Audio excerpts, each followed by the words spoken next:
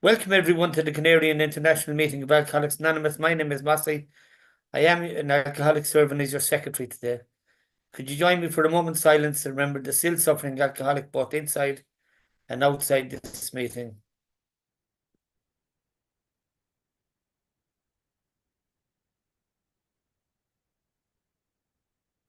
And Susie is going to read the preamble for us.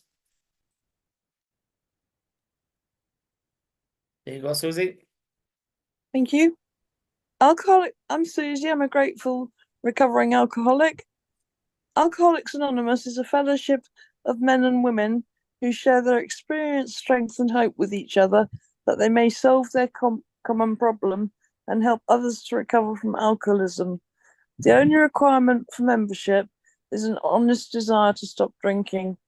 AA has no dues or fees. It is not allied with any sect, denomination, politics, organisation, or institution. Does not wish to engage in any controversy, neither endorses nor opposes any causes.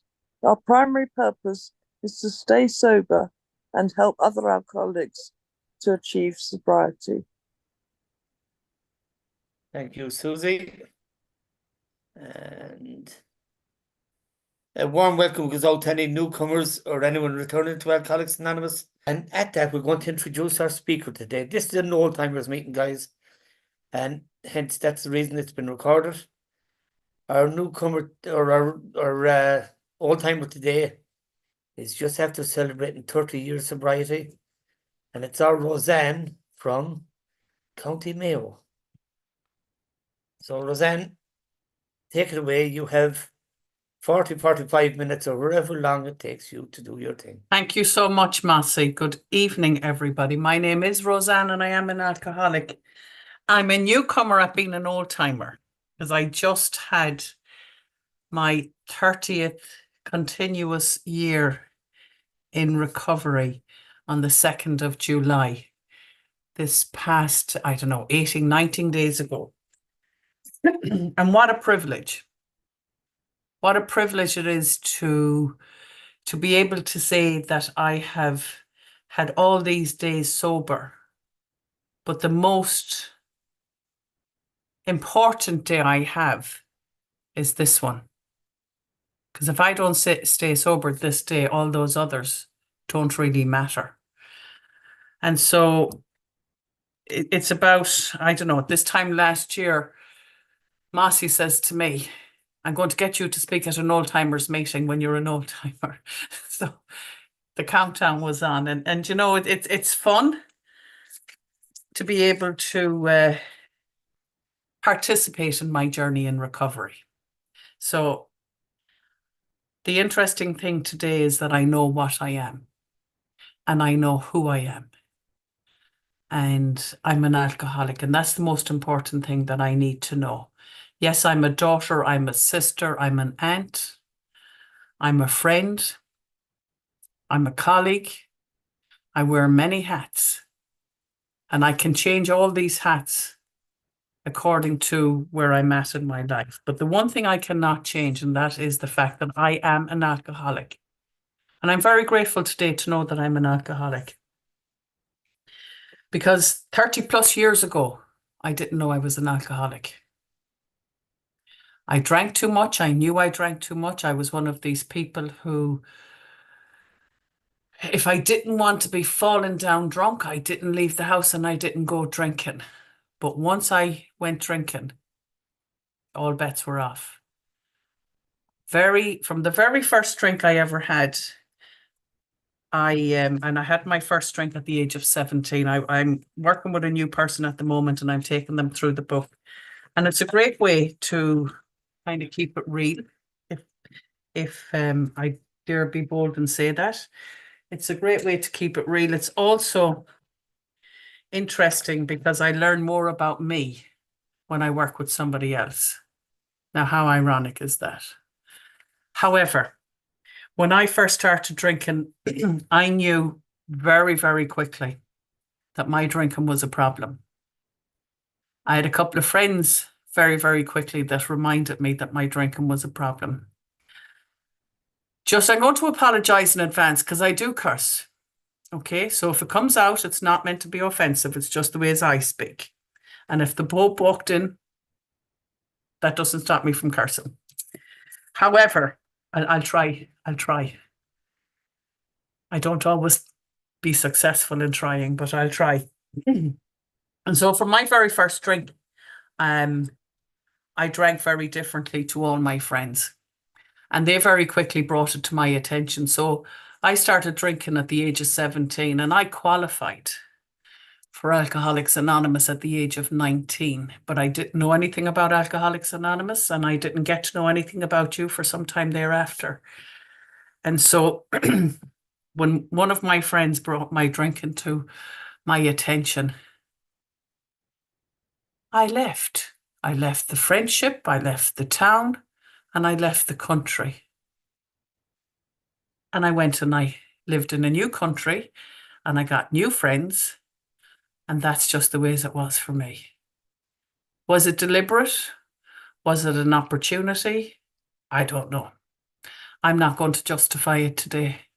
But I left small town Ballina, which is where I'm from. And I went to a slightly bigger town called Berlin in Germany. Didn't speak the language. That didn't matter. I just getting away from the people that were bringing my drink into my attention. And that was an opportunity for me. And again, this is all hindsight. I didn't know this at the time. Today I know this. This was the perfect opportunity for me to develop the illness that I had. And I afforded my illness to enlarge itself, progress, and all the rest. And it did. And it was interesting. It was interesting. I always spoke better German when I was drunk. So now that I haven't been drunk for 30 years, my German is not as good today as it could be. But that's okay. I have no problem with that today. The interesting thing is I understand when somebody says something to me in German. And I left there and I came home for a couple of weeks and then I went on another big adventure and I went to the United States because now I had realized I like the fact that nobody is looking over my shoulder and nobody now is bringing my drinking to my attention. And I liked that. So I could drink how I wanted, when I wanted, and with whom I wanted to. And I discovered on this journey that I was whomever you wanted me to be. So if you wanted me to be funny, I was funny. If you wanted me to be serious, I was serious. If you wanted me to be whatever, I was that. So I lost Roseanne, but I was okay with that because I didn't like Roseanne. Because I was told during my growing up years that I wasn't worthy. That I was too fat, I was too ugly, I was too stupid, I was too everything. So now these people that I now had surrounded myself with were only people that I chose to have around me. And I became whatever you wanted me to be. And when I was fed up doing that, I went on to the next group of people. And so now I was going to live in a bigger place called America. And I ended up living in Connecticut for a while. And that was interesting because I didn't know a lot of people. I didn't know any people, to be fair. And as I started to get to know people and these people became friends, I didn't keep them in my life. So I continued with, I was whomever you wanted me to be. And I started to realize that I didn't like this. I very quickly realized that my drinking brought me to places where they wouldn't have been the choices that I would have made had I not been drinking. I was very aware of a lot of this. Anyway, I'm going to fast forward because I don't normally do a drunk-a-log. But like I said, I found myself in places where I wouldn't normally find myself, and I was beginning to lose good judgment if I can ever say that I had any of that. And so I'd stop drinking. And when I would stop drinking for periods of time, I started to feel again, and I did not like that. I'm one of the few people, well, I'm one of many people who don't like to feel. And because see, when you start to feel, it brings in so many other things, and it's just like too much. So it's like, I don't want to be feeling. And I go back drinking again. And then I done that about 5 times. I stopped drinking. Seriously, I stopped drinking about 5 times. And there was one period I lasted 2.5 years and not drink. But I didn't like me in all of that time. And somebody would piss me off, or somebody would annoy me or say something, and I would like, ah, feck it. I'll show them, and I would drink. Didn't realize that the only person I was hurting was me when I'm showing them that I don't need them in my life or so on. Anyway, I'm going to fast forward to what I hope was my last drink. And when I had my last drink, actually was it was in June sometime, but it took me 2 weeks to realize the date. Actually, it took me a number of years to realize the actual date, and that's irrelevant today. I acknowledge the 2nd of July as my sober date. But sometime in June, I had got to that point again where I was sick and tired of being sick and tired. I was sick and tired of being whomever you wanted me to be. I wanted to be ROSANN again, and I had no idea who that person was or where that person was. And I stopped drinking. And I went through the DTs. I'd done all this sitting on a couch or lying on a couch or in my home. There was no medical detox whatsoever. And I realize now that how dangerous that is, or could have been. But the person I was at that time didn't care. And I continued to detox. And as it turned out, I wasn't working a job where I needed to be in the physical job at the time. So that was in my favor. And then I had a friend call me up to say that she wanted to come to the States and asked, could she stay with me for a while? And I thought, oh my God, now I'm going to have to get up. I'm going to have to pull myself together. I'm going to have to tidy the house, and I'm allergic to housework. So blah, blah, you know.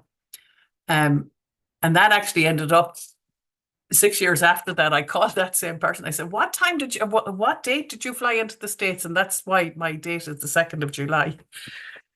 So I got up and I tidied the house and went to the airport and picked this girl up, and she stayed with me. And after 6 weeks staying in the house, I had to say to her, Siobhan, you have to go. You're driving me nuts. I was going to drink again. And I knew that if I had that drink, I would die. And as much as I didn't want to be living, that's not how I wanted to die. And so Siobhan came anyway, and she stayed with me, and it was the 2nd of July, so 4th of July weekend and all the rest. And they got to do what they had to do, and I stayed away from it. But 6 months after my last drink, on the 23rd of December of that year, I actually stood on a bridge in New York, because now I realized I don't know how to live with my illness, and I don't know how to live without feeding my illness. And the only thing for me was to die. And I climbed onto a bridge, and I'm waiting for a red truck. And then I realized I can't do this to the woman who gave birth to me. And she's 3,000 miles back in small town Ballina. And I could see a vision of her opening the front door, and a Gardaí on one side of the door. And then the Gardaí advised her that her daughter was splattered on a highway in New York, and she fell into a faint. And at that moment, I now know today that that was a moment of clarity, but at the time, I didn't know that. But at the time, I felt guilt-ridden, and I could not do that to her. Whether I liked her or I didn't like her, it wasn't the right thing to do to another human being. And then I decided to come off the bridge, and I actually slipped. And only for I was holding on this way backwards, I would have slipped and nobody would have known that it was an accident at that point. They would have suggested that it was a suicide. So I had changed my mind and I eventually got off. I got off that bridge and I went to a cousin's house. I walked away from my home at that point. I never went back into that house again.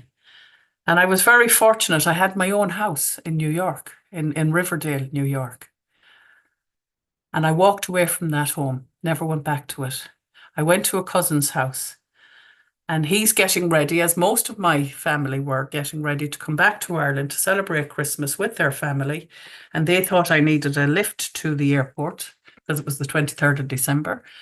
And James asked me where my bags were. I said, I'm not going nowhere. Can I stay here? And he mumbled something that I won't repeat here. He was like, pull yourself together and be pulled together by the time we get back. I'm like, yeah, right, that's going to happen. Anyway, I literally moved into James's house. There was a couple of cousins anyway, and we all ended up living in this 3-family house. And it was at that point that I phoned a friend of my brother's who was living in New York at the time, and I had known was sober through Alcoholics Anonymous. So I called Michael and I said, look, Michael, I need to know where those secret meetings are taking place. And he came to the house that I was staying in with the book of all the secret meetings that you people go to. But I didn't go to my first meeting of Alcoholics Anonymous there and then. I waited until the 21st of April. Why? I don't know. I'm an alcoholic. I don't know why I do the things I do. But when I walked into my first meeting of Alcoholics Anonymous on the following 21st of April, I heard exactly what I needed to hear. The person who was doing the top table spoke about her life, what it was like, what happened and what she's like now. What happened was she found Alcoholics Anonymous and she applied the 12-step program into her life. She read some kind of a book that she believed and all was well. And I liked what she shared. Because what she shared that night afforded me the opportunity to put words on how I felt. I never knew these words. I was 30 years old. I had no idea how to identify feelings. I had no idea how to tell you how I felt because I hadn't felt for a long, long time. And then I left that meeting with great hope. And I went to a second meeting the following night. And at my second meeting, I met a woman. I always describe her as a 7-foot Amazon-like woman, but she wasn't. But she appeared that way to me because she was larger than life. And she asked me for $5. And I can tell you, folks, I was very colourful with the ways I answered her that night. I shall not repeat those words tonight. But she handed me this book, the big book, Alcoholics Anonymous. And she told me to go home. First of all, she told me to open up the book. And everything you know about getting well, Roseanne, is in the cover of this book. So I very quickly opened up this book and I'm looking at a blank page. And again, I was very colourful in the ways I spoke to this woman. How dare you tell me I don't know anything? There's nothing on the cover of this book. Did you give me the right book? She said, that's exactly what you know. I was very offended. And I was told, get over myself. But if I wanted to get well, I needed to open all the other pages in this book and I needed to read them. So I went home that night.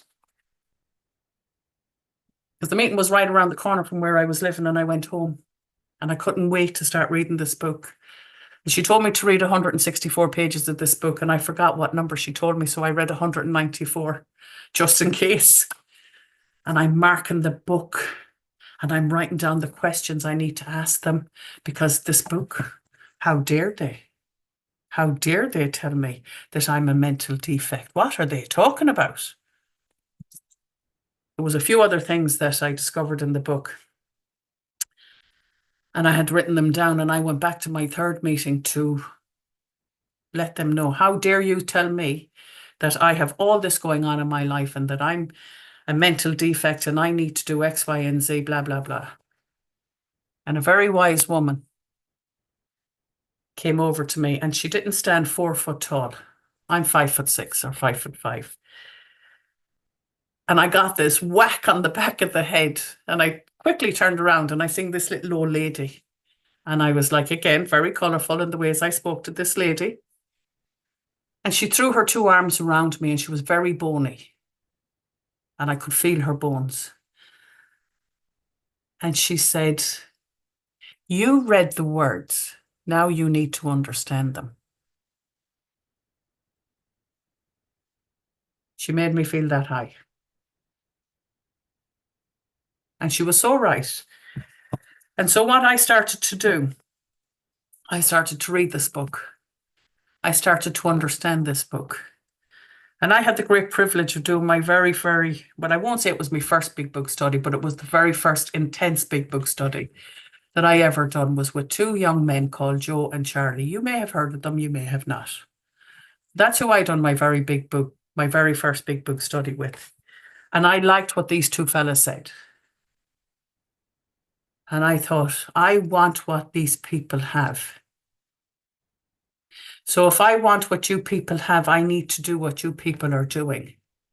And that is to stop bitching and moaning about how bad my life is. I need to start doing what you people are doing, and I need to wait for the results, because it says sometimes quickly, sometimes slowly. I was told, go to meetings. And if you're not shared in recovery, then shut up and listen. Take the instructions. Do what you're told. And if you cannot do what you're told, ask somebody to help you do what you're told. So I got a sponsor. And a sponsor is just somebody that has done this before you. That's all a sponsor is. When I take on somebody new now, I say, if you're looking for a best friend, if you're looking for advice on how to do everything but recovery, I'm not the person for you. But I can help you understand this book, because that's what somebody done for me. They helped me understand the book. And so I found out what was wrong with me. I found out that an alcoholic is somebody who has an allergy to alcohol. And when they put alcohol into their system, it also triggered an obsession of the head. That mental defect, now I know what it is. And I was one of them. Because when I had that first drink, I did not know how many drinks I was going to have before I stopped or passed out. So now I know what's wrong with me. It was explained to me because I asked a lot of questions. I went and I continued to read this book, and it says, here are the steps we took, which are suggested as a program of recovery. Oh, this is what I have to do. And when am I going to be finished with all of this?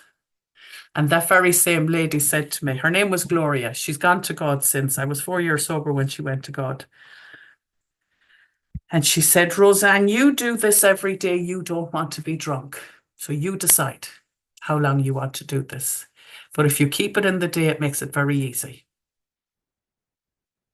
And today is the only day I have in sobriety. And today is a sad day, but it's also a fantastic day. My friend's mother passed away last night. And it's a fantastic day. Not only is it my mother's birthday, but it's my niece's birthday. It's my nephew's birthday. It's my friend in England's birthday. My friend here. There's so many celebrations going on today, the 20th of July, 2024. And the celebration of my friend's mother's life is also happening. But I feel today, and I'd rather not, but because I'm sober, I feel. But the other thing I feel is This is the only day that I'm sober. I have no idea what today's sobriety is going to unfold for me. So I'm always excited because I'll never have this again. So if I'm afforded the opportunity to wake up tomorrow, then I get to start it all over again and I can reflect on today as to what I've done today. But the opportunity will be brand new again for me tomorrow. So when I got to this stage in the book, and it says, here are the steps we took. And now I know how long I'm going to do this today. That's all I have to do this for. So I woke up this morning and I took steps 1, 2, and 3. Because today I know what 1, 2, and 3 are. One is I woke up and I was an alcoholic who hadn't yet practiced this program. So on this great journey, I found a power greater than myself in my life. I call him a higher power, a God of my understanding. So when I woke up this morning, step 1, I was still an alcoholic. Step 2, that higher power that I now have come to know in my life, I invited that higher power into my life this morning. And I asked that higher power to walk with me on my journey today. I asked him to put his arm around my shoulder because I need to feel the presence of my higher power.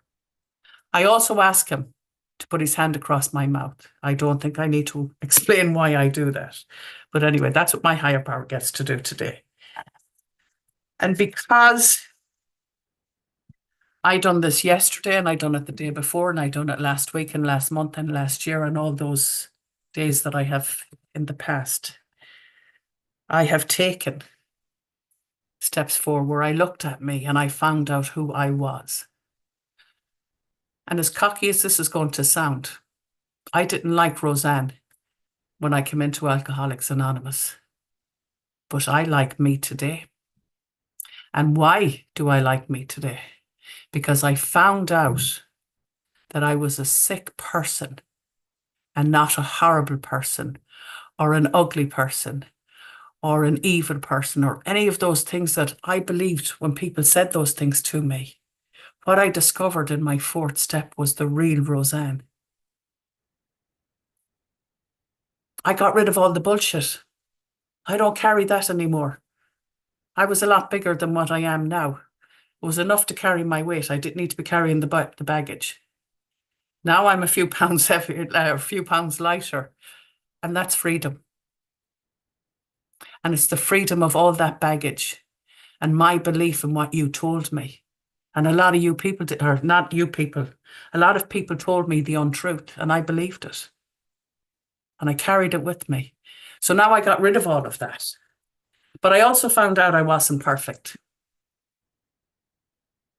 Today I'm okay with that. At the time, I was a little bit disturbed, I will admit, that I wasn't perfect. Imagine the great ROSANN not perfect. But I don't need to be perfect today. But what I have been told is that I'm the image of my higher power. And if I continue to work towards that, I'll be exactly what I'm meant to be. And I'm becoming that person today. So I got rid of my character. Well, I didn't get rid of them. I asked for my character defects to be removed, but like a good alcoholic, I'll hold on to the tail end of 1 or 2 of them. And that's it. But what I have done, I have made lists of these people that I have to make amends to.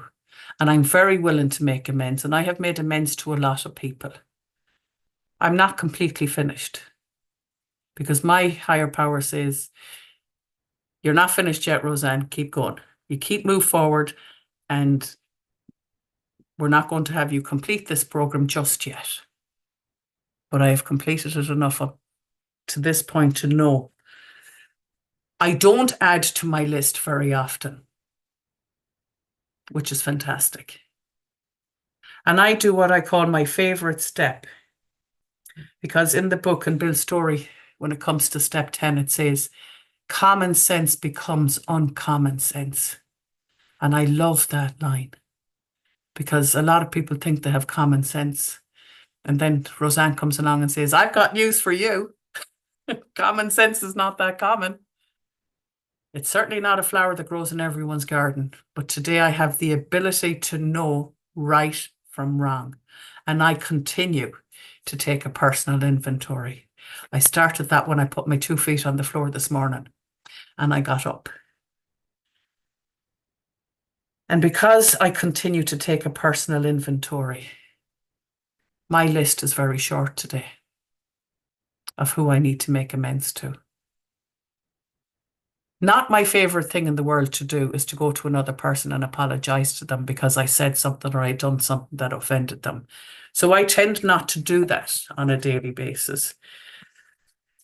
But because I'm not perfect, there are times when I do have to make amends. And I do my amends very quickly rather than slowly anymore because I don't like how I feel when I hold on to stuff. I like the freedom I have today because of the program of recovery. I was able to go over to my niece. I was with her last night and she says to me, all excited, guess what? I said, what, Joanna? She goes, this is the last day I'm going to be 6. I was like, what? She's so excited when she woke up this morning, she was going to be 7. I get to share those things with these small children. So I went into her house this morning. I had silly little things for her. And she was just so excited. And she has a little brother, he's 3. And he wanted to know, do I get a present too? Because it's not my birthday. I said, yeah, you get a present too. You know, I get to do these things because I'm a sober aunt. And their daddy is my brother who's 20 years younger than me. This was the young lad that said to me at the start of my journey, I know your name is ROSANN. I know you live in New York. I know you're my sister. That's all I know about you. And he was gutted that he didn't know his sister. My alcoholism robbed him of his sister. My recovery gave him his sister back.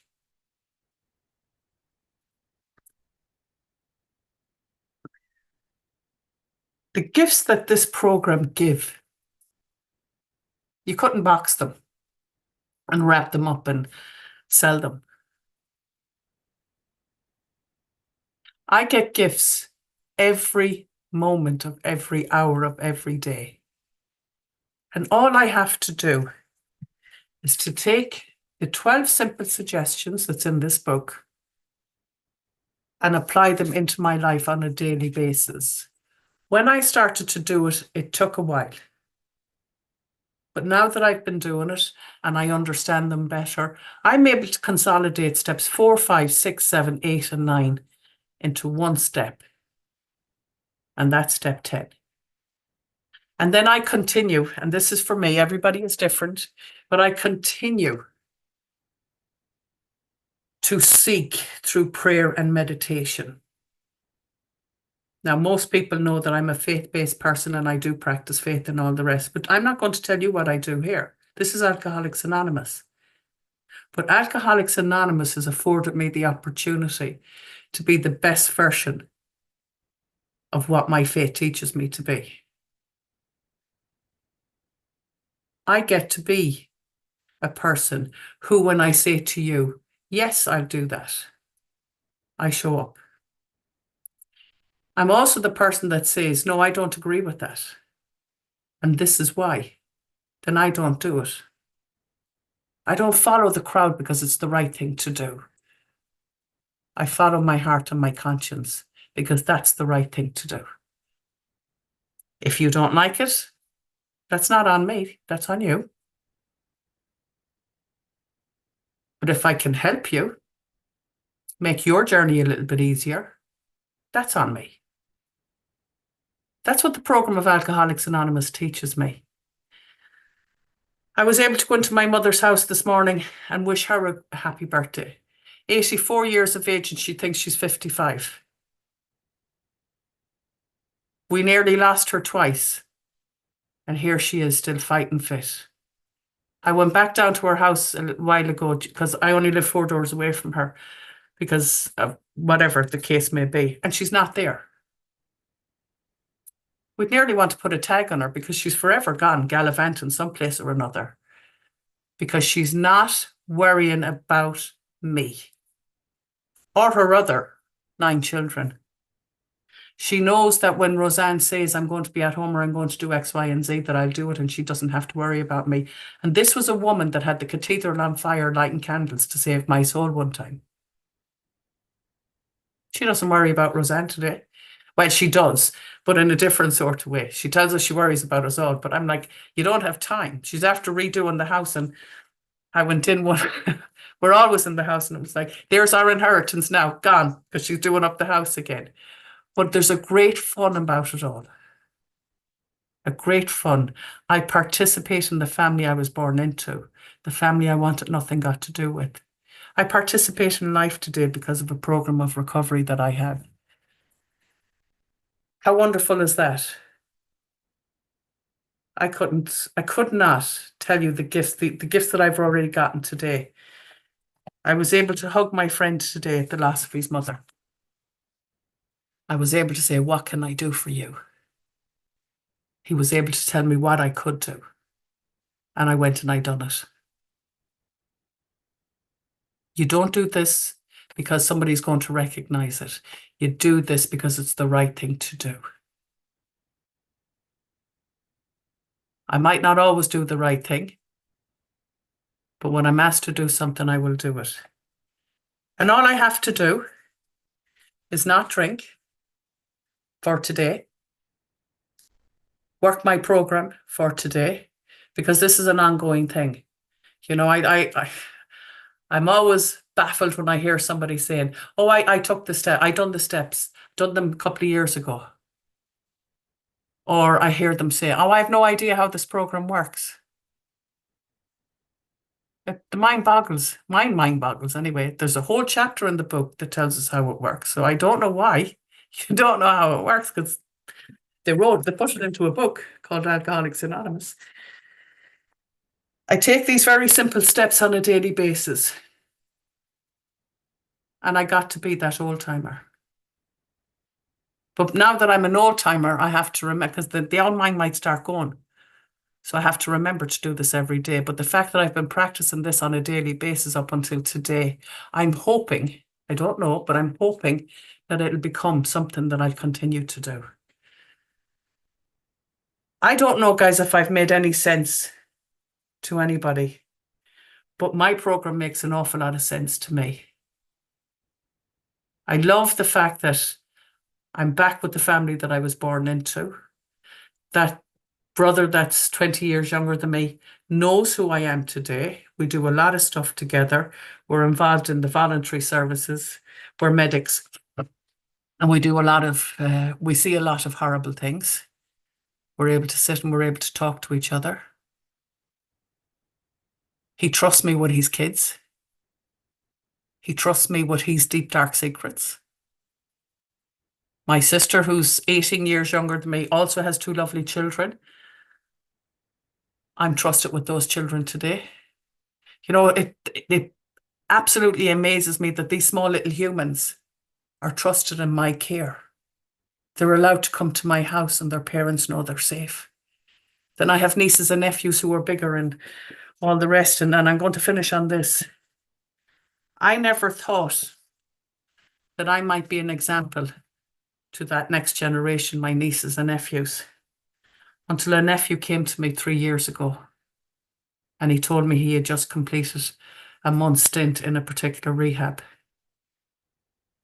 And I was like, well done, you. Well done. He said, I wouldn't have been able to do it if I wasn't watching you go through the shit that you were going through and you came out and you didn't drink. You were my example. We have no idea who's watching us. No idea. But what I would like to say is that I might be a version of the big book that somebody might want to use and pick up one day. So far, I've been successful in doing that. And all I can say to my higher power when I lie down tonight, and I thank him for my day today, is in that step 11 when I still seek through prayer and meditation to allow me to be what you need me to be, to say what you need me to say and be the example that you need me to be. And with that, I'm able to close my eyes and have a good night's sleep. Thank you all so much for allowing me to be here. Some of you I've got to meet, some more of you I'm willing to meet, and some more of you, yeah, I wave. But I'm so glad that you're all in my life. God bless. God bless you. Thank you, Roseanne. I have to say from the start, I understood you, every single word, and the whole way through. I wanted to end my life because I didn't want to stay living the way I was. The only reason I'm alive is because of my children. I just couldn't do it to them. The big book was thrown at me. I was told, here's the instruction manual. If you want to get sober, do it this way. If you don't, I was told, take your misery and F off out of here. I didn't want the misery anymore, and I certainly do not want it back in my life today. And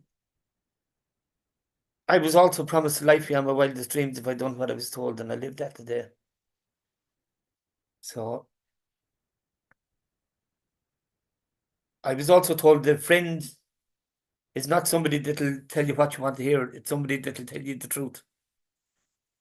And that a sponsor is a friend, someone you can trust, and trust is built on. And that's what I need in my life, is people that'll tell me the truth. So that's it for me. Roseanne, that was a fantastic chair. I don't care what the ferret says, but I'm telling you, that was fantastic. So we have the promises, and where's Carol? The lovely Carol is going to read the promises for us. There you go, Carol, and they're going up there.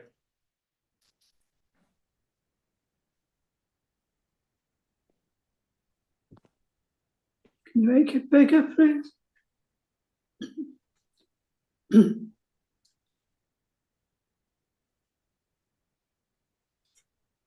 Thanks. My name's Carmen Alcoholic. If we are painstaking about this phase of our development, we will be amazed before we are halfway through. We are going to know a new freedom and a new happiness. We will not regret the past, nor wish to shut the door on it. We will comprehend the word serenity, and we will know peace. No matter how far down the scale we have gone, we will see how our experience can benefit others. That feeling of uselessness and selfishness will disappear. We will lose interest in selfish things and gain interest in our fellows. Self-seeking will slip away. Our whole attitude and outlook on life will change. Fear of people and economic insecurity will leave us. We will intuitively know whatever which used to baffle us. We will suddenly realise that God is doing for us what we could not do for ourselves. Are these extravagant promises? We think not. They are being fulfilled among us, sometimes quickly, sometimes slowly. They will always materialise if we work for them. Thanks, Master. Thank you, Carol, and thank you, Susie, for doing the preamble. Matthew and all the other co-hosts that have made this all possible. And of course, thanking you, Roseanne, for your service and your honesty. And I don't care what to say about you. I love you, little girl. And we'll have break bread one of these days in the next couple of weeks. And will you lead us out with the serenity prayer, Roseanne? Where are you gone? I'd be happy to lead you out in the serenity prayer. But I also want to say, Charlie, you're here now. Stay. Nothing, absolutely nothing in God's world is a good enough reason for you to hurt yourself from this day forward. And you'll get my number from any of the guys. I think my number is all over the world. But anyway, use it if you get it. So with that, I'm going to ask my higher power And you guys can ask your higher power. And if you don't have one, you can borrow mine for this moment. You don't get to keep them. To bow our heads, and we'd say the wee version of the Serenity Prayer. And remember all those who may be finding their way to us, that when they come, they'll actually stay. So God, God, grant us the serenity to accept the things we cannot change, the courage to courage change to change the we things that can, and the and the wisdom wisdom to know the difference. Thy will, Thank you. not mine, be done. Amen.